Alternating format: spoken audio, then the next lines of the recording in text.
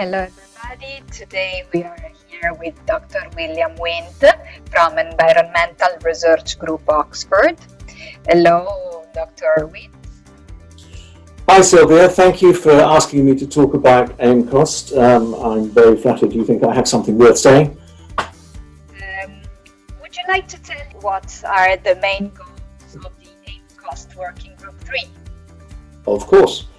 Well, in a word, it's dissemination.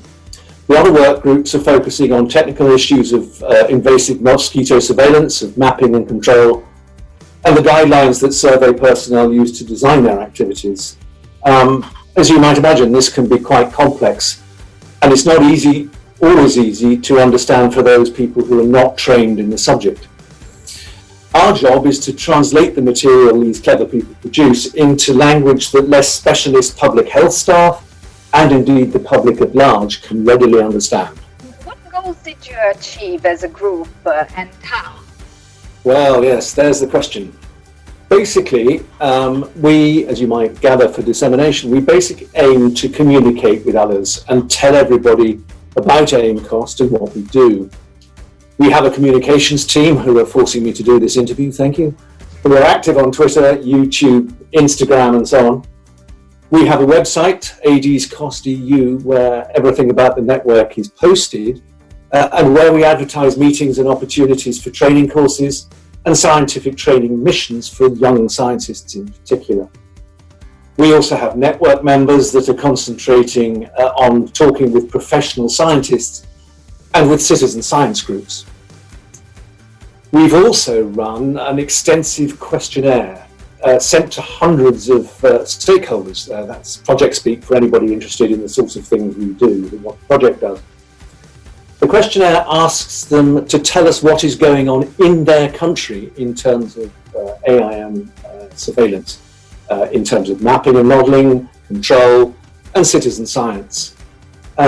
We also asked them what guidelines they used, what methods they used, who is doing what, and what problems they faced.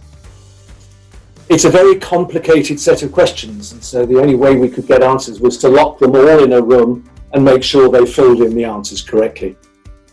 We're still digesting what they told us, and hopefully we'll be able to report back very soon indeed. What are the next steps? Well, we're still planning them, and we've got another couple of years for the project to go. Obviously, we'll continue with the advertising activities, the website, the social media work, and so on.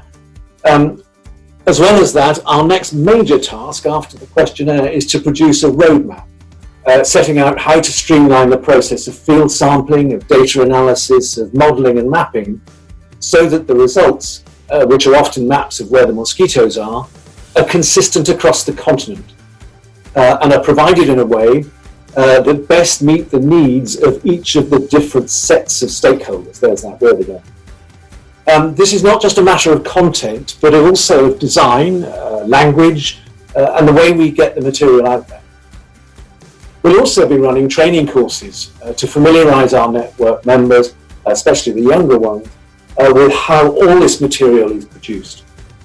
Exciting times ahead, we hope. Thank you very much for this nice interview.